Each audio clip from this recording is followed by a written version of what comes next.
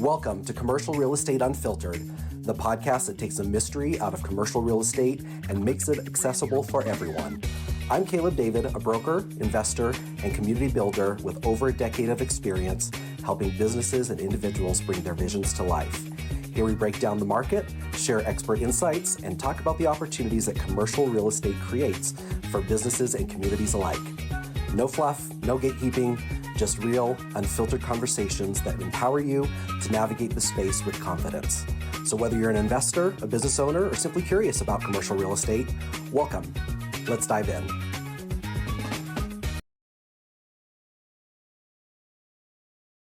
Welcome everyone to Commercial Real Estate, the Unfiltered Podcast, where we give you actionable items to take and live your life and be a good broker and expand your knowledge if you're a small business or a large business on what's going on in the market and all of that. And today I'm really excited about the topics we're going to tackle, which is going to be the revolution of retail as well as women in the marketplace.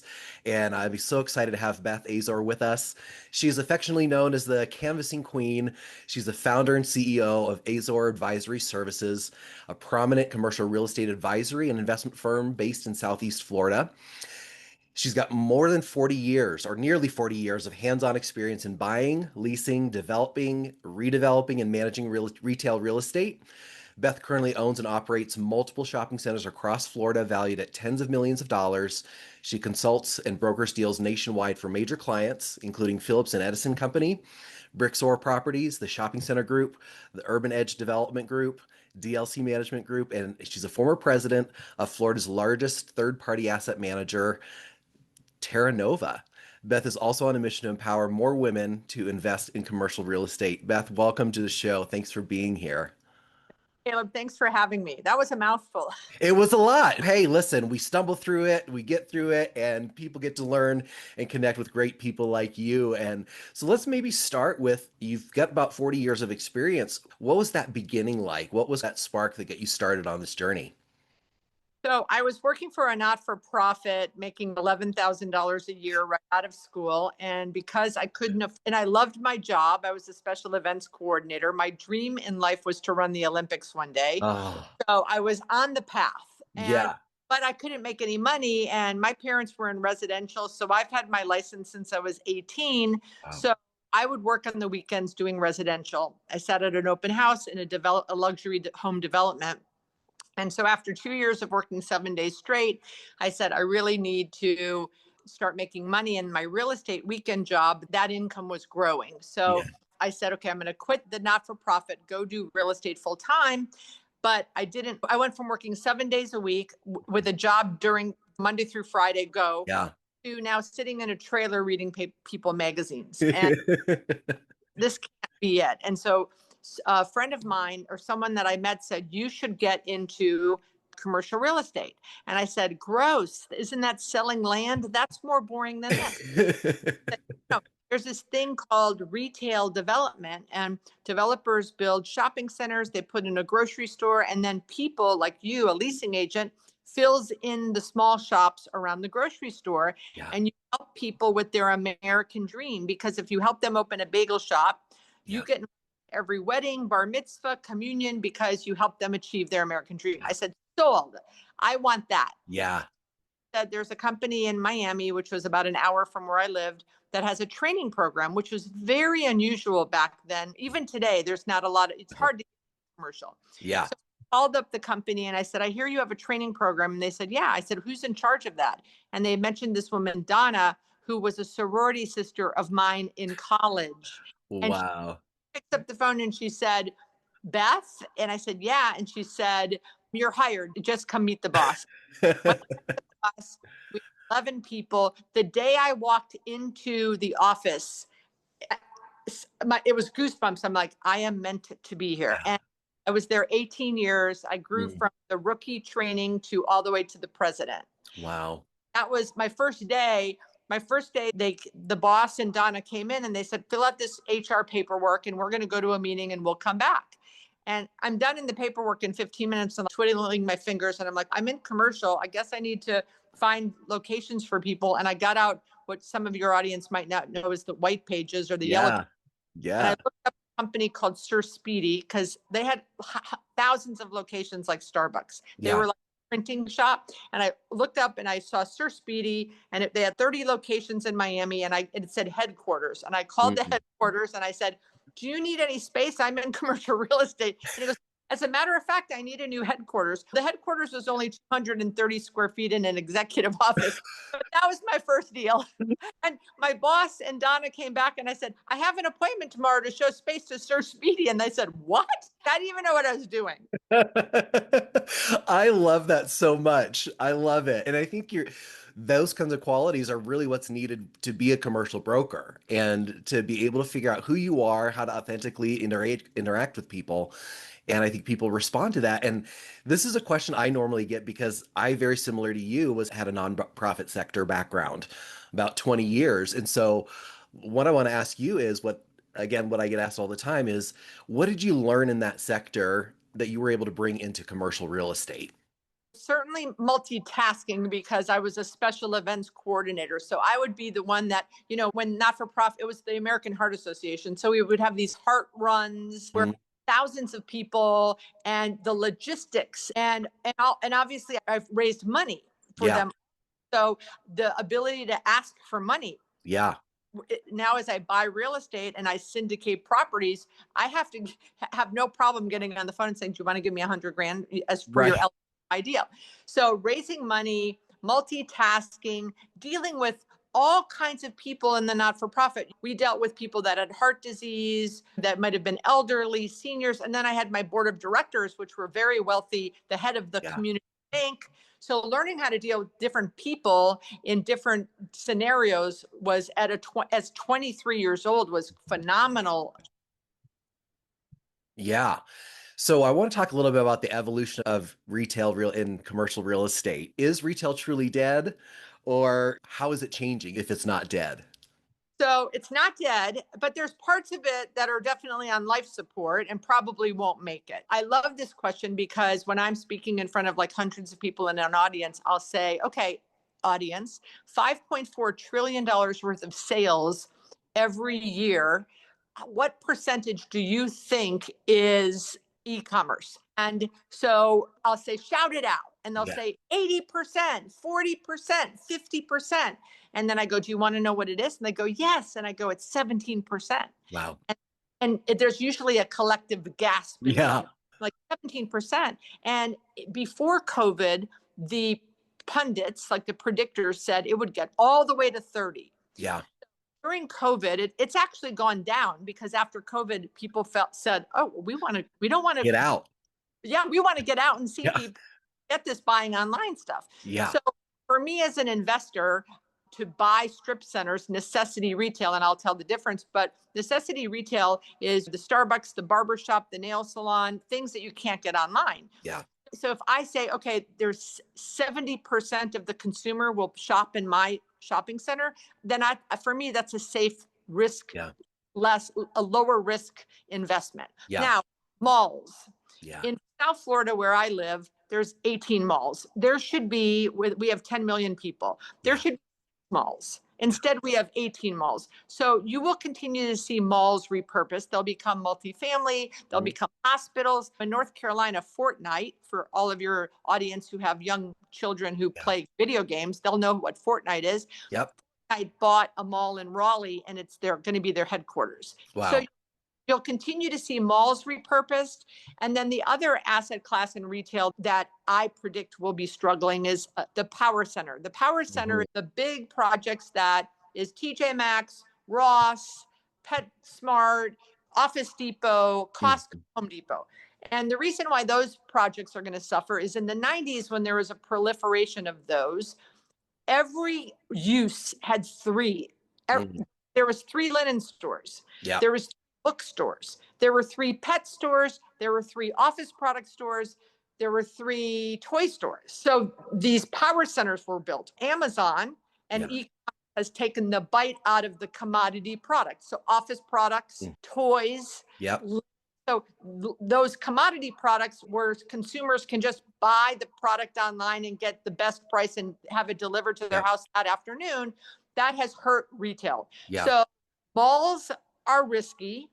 And there will still be the A plus malls that every market will love Yeah. to have still go to, Yeah. but we need, what developers have this greedy mentality, and if you need one thing, they build 10.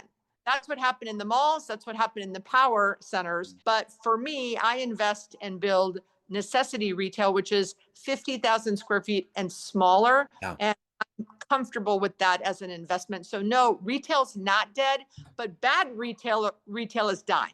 Yeah, absolutely. I can see that in our Colorado market as well. Seeing the malls being turned into multifamily, getting repurposed.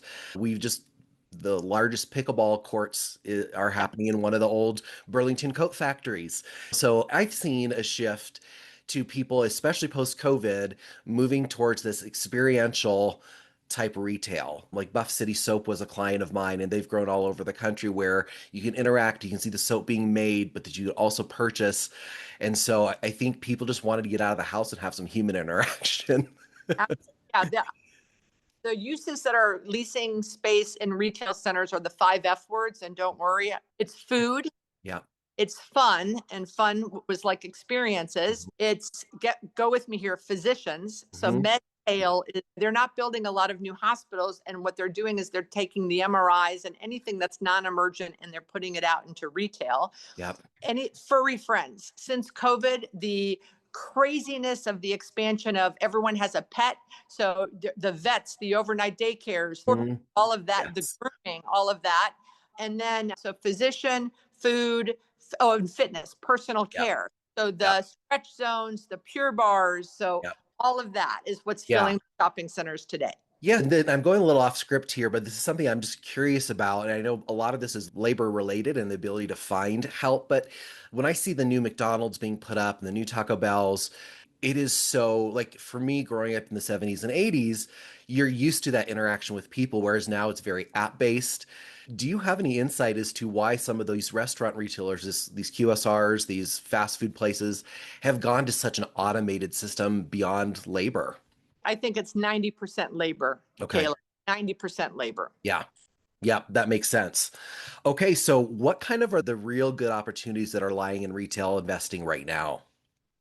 Oh, it's super hard. My buy box, what I look for is I want property in a high income area, because rents in retail are a function of the tenant sales. So Mm, the higher the tenant sales, the higher rent they can pay. yeah. So that means high disposable income from the consumer. So I want to buy where there's wealth. I Mhm. want to buy where there's university and hospital, because that increases the daytime population, which then will contribute to sales, which will Yeah. contribute to rent. Yeah. I buy where, like, I own 4 shopping centers on a street, 65,000 cars. I want a lot of cars driving by my Yeah. property, because the more traffic, the more sales, the more rent. Yeah. I buy properties that are U-shaped, that have elbow spaces, because those are unleasable. Yeah. I coach around the country how to help agents fill vacancies in shopping centers. 90% of the vacancies in the shopping centers in the US are in the elbow spaces. Yeah. Buy shopping centers that are perpendicular to high traffic streets. Yes. And then the last thing is parking, because the crazy new trend of restaurants. When I first started in the 80s, if you would not have more than 10% of your property be food and beverage, Yeah. 50. Food Yeah. and become the new anchor. What comes with that is the demand and need for parking. Even though we have Uber Yeah. and rideshare, we still need a lot of parking. So I love properties that have a lot of parking, but not so much that the property is set back a Yeah. 1,000 feet off the road. I Right. still close to the road as possible. Yeah. So those are the properties that if you have an opportunity in your market to find those, I would say that's a good starting bet to go with. Absolutely. You've mentioned the 4 Fs, which I'd never heard before, which I will probably steal and use. But I think that's great. But how do you take a look at it as a building owner, an investor, a leasing agent, all of those things? What are some of the things that you really consider when you're looking at a proper tenant mix?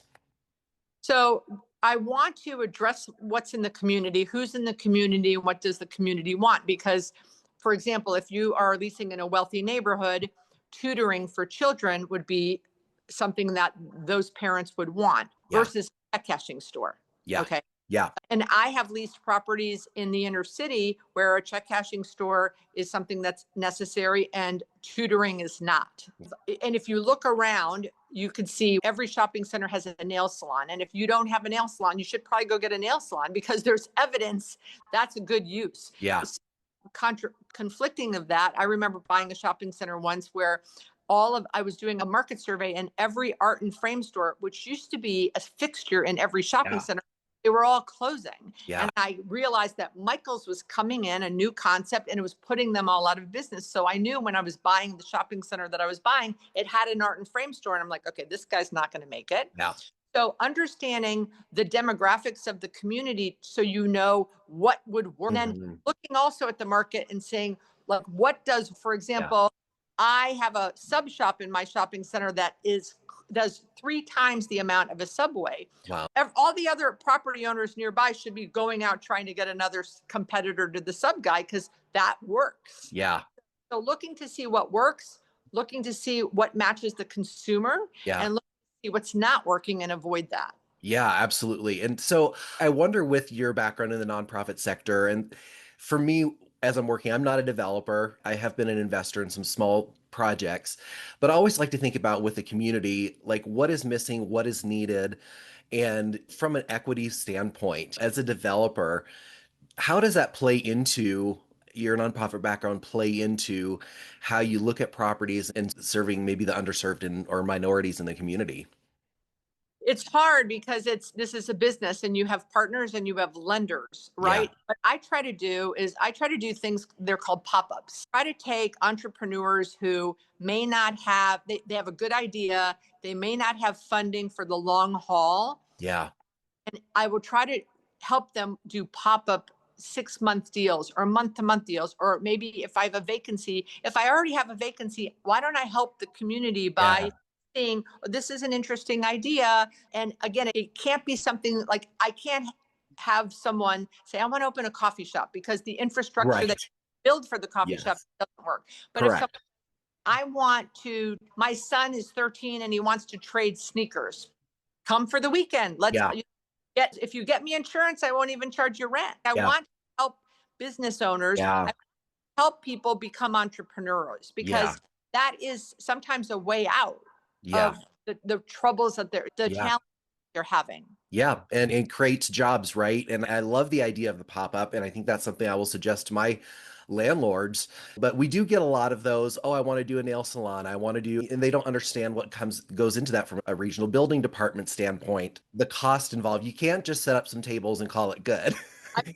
So I think a big part of what we do is to educate people and get them ready to where they can make that transition from idea to pop-up to something more permanent. You've gone from an agent to an owner of over $70 million in your portfolio. What are some of the key steps that were in your journey that kind of took you from broker to principal investor? Before I answer that, can I tell you a quick story about? Of course. Okay. So during 08 and 09, the great financial crisis, I went from 2 vacancies in a center to 14. Wow. And I was freaking the you-know-what out. Yeah. I called my son's piano teacher, who did piano lessons in her house. Yeah. Miss Vanessa, today's your lucky day. You've always wanted to open a bricks and mortar. I'm going to give you some space. It's an old contractor space. It's split up into 3 little offices. Come in, give me insurance, and I'll charge you $100 a month. Yeah. She went and hired 7 teachers. She already had 300 students coming to her house. So I had all of a sudden all this traffic coming to the shopping center. She hired 7 teachers, which at the time, the unemployment was sky high. And I did a white paper and I told all my peer property owners saying, everyone should do a pop-up with someone that's going to hire 5 to 10 people. Yeah. Because it can help your traffic in your center, your occupancy, and it can help the employment. She ended up going from 1,100 square feet to, I think, 2,500 square feet, super successful, to where she left my center because she went and I think did a 5,000 square foot space somewhere else. So that's the story of that. But I love that. Yeah. Sorry, I remembered the story when you were asking me. But so how did I go from agent to owner? So I had a mentor who was actually my boss, who kept asking me to invest as an LP in deals he was buying. And I said, I thought I was doing great maxing out my 401k. And I kept telling him I don't have any money, and I was like making 60,000. I don't have any money. Then I was making 100,000. I don't have any money. And the third time he said, "You're crazy. What are you doing with all your money?" I said, "I got a Jaguar. I went to Hawaii. I have Miami Dolphin season tickets. I was spending the money." And he's like, "You're an idiot." And he went co-signed a $50,000 note for me to buy as an LP on my first deal. Okay. On the condition that from that point on, every commission I had to put 10% away in a shekel fund for investing. Yeah. Agreed to do that. And within 2 years, we refied out of that property, and I paid the bank off 50,000. Wow. We bought that property in 92 and we sold it in 2010, and I made over 7 figures. Wow. So I was and at the time, probably this happened in 1992, so many years ago. Up until recently, I didn't realize what a big freaking deal this was that this guy did this. Like, don't all bosses do this? I realize now that it's a huge deal. Yeah. But once I did that and I started getting distributions, I did 8 more with him with my own money that I had commissions. So you have to have money to start with. Had I not been blowing my money, I would have had money when he came and asked. So doing the right thing as an agent and putting money aside for future investments, because you never know when the opportunity comes. Right. So I think that is super important. And then understanding what your niche is. Like for me, I've only been doing, I've done other asset classes. I ran a company with 150 people and we did all different asset classes, but I've truly been in the niche of retail for 39 years. So when I wanted to buy a shopping center for $16 million, I was looking for a partner to put up 6, and BlackRock walks in the door and says, "We'll do it with you," because they knew that I knew how to bring tenants and increase value through tenancy. So I think riches are in the niches, especially when you're investing. Now, I see with women around the country in asset classes I know nothing about, but those I'm betting on the jockey. I'm not really betting on the asset class. Yes, that makes sense. So you kind of just touched on it a little bit. Like one of the things that I've really desired to see more diversity in our industry, and that could be minorities, and that includes women. I think for so long it has been one representation. So what are you seeing happen in the market, and what are some things that we can do to get more minorities? Because I think with the wave coming, these new small businesses, a lot of it is the Hispanic communities that are getting out there and making a difference, and they're going for it. What are some things that we can use to attract more of those people? Because this is not an easy industry to get into. And I think that if I can build a team that shows more representation, then that does nothing but grow the community and support more. But yeah, let's start maybe with your experience as being a woman in this industry. So what's so hard about minorities getting into this business is, unfortunately, this is a rich man's world. And it's super hard to get into the industry. Yeah. Because it's commission only 95% of the time. Yeah. And someone like you to say, I want to grow my team and add minorities, but those kids that want to come into our industry, they don't have wealthy parents that are going to fund them. They have to hustle and work. So if there's folks that can run companies that can give, I would give this is back in the 90s, $25,000 a year salary, but I let them go every day at 4:00. I said, go valet park cars, go be the bartender, go be the waitress. You don't have to work here till 7:00 at night, because I know you need to have another job, and I'm going to make that happen. So I gave up some time so that they could go get a job where they could hustle and make some tips while I gave them the minimum. But none of my competition was giving them anything. It was commission only. Yeah. So until we start helping them financially get into and it's hard because it takes 2 or 3 years for them to learn and start making any money worth the salt. When I first started, my parents weren't supporting me. Like I did the not-for-profit and I did the residential. When I went to the commercial, I worked at Macy's 2 nights a week and on the weekends, because I started making at $18,000. I couldn't live on that. Yeah. So we have to help them if we want to grow minorities in our industry. They're not from the country club set where their parents are going to pay their rent, them a stipend, and pay their cell phone bills. That's where we have to start. We have to help them financially. I love that. And why do you think that so few women invest in commercial real estate? That I'm trying to change. Literally, I'm going to change the world with this. So I I found love out it. COVID that only 3% of women invest in commercial real estate. And half of that, Caleb, is inherited or women signing on their husband's guarantees. So I'm part of 1.5%. I was blown away by that Wow. stat. I started asking my girlfriends, do you invest? Do you invest? These are people who like rep Costco and rep Starbucks, and they don't invest. I'm like, wait a minute, you don't even ask to throw your commission in the deal or part of it? No. And like, why don't you? They go, I don't have $1 million. You need $1 million to invest in commercial. No, you don't. So Right. that we debunked that. They're like, math, it's complicated. No, it's not. And then I kept asking and asking, and they're like, we don't know any other women doing it. Aha.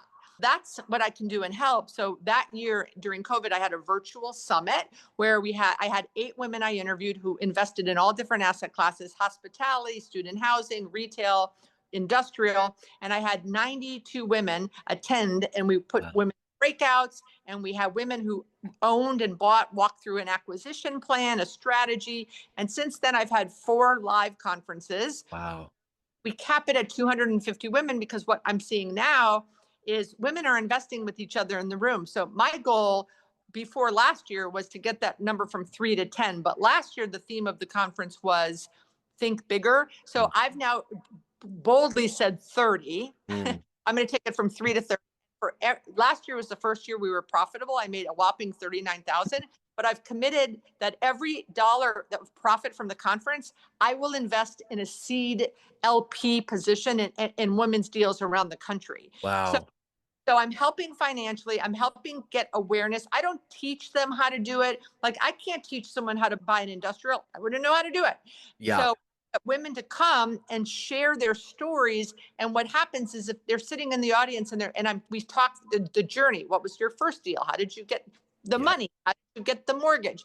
And the women in the audience go, if I can see it, I can be it. Yes. And so on top of that, I do a podcast every Wednesday called Women Investor Wednesdays. And I've interviewed over 92 women that are investors. So if it's true that they'll do it, if they see it, they can be it. We're trying to get the awareness out there so that more women know that women are doing it. Yeah. Thank you for the efforts that you've done in all of that. So what's the name of the summit and how can people learn a little bit more about your podcast? And we'll definitely put that in the notes as well, but also the summit that you do every year, where is that at and how do people learn more? So it's March 4th through 6th in 26. It's a mile from the Fort Lauderdale airport at a hotel called La Meridian. It's the Women Investor Summit and capped at 250. We opened registration 2 weeks ago. We'll definitely sell out by year end. It's great, life changing. Yeah. And then but if they don't want to travel and they don't want to come to a conference, no problem. I literally have 92 interviews with women on my YouTube channel. If you go to my website, BethAzor.com, all of the videos with all of the women are there. They can just binge watch the videos and learn so much from these women that have started with one shopping center, with one student housing unit. I just hung up with a woman that I interviewed her 3 years ago. She had 32 units and now she has 107 multifamily units. I mean, it's amazing. Wow, that's incredible. I love your energy and just love the time that we've had. But as we wrap up, where else can people find you and get plugged in? I also have another podcast called I Own a Shopping Center, Now What? Because I get phone calls from people that they go to conferences and they tell them, go invest. And then they invest and they don't know what they're doing. That's 3 or 4 minutes. I have 900 videos on YouTube on how to lease retail space. So if people are into retail, they can watch those. But I'm all over on social. I'm on Twitter, LinkedIn, Instagram, Facebook.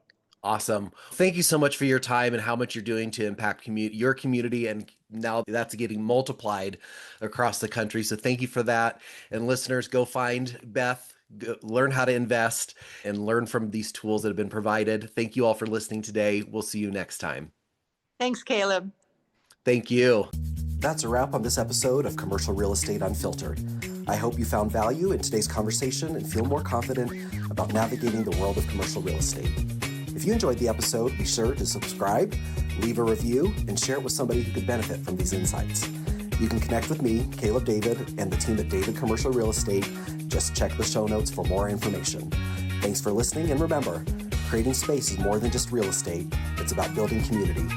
See you next time.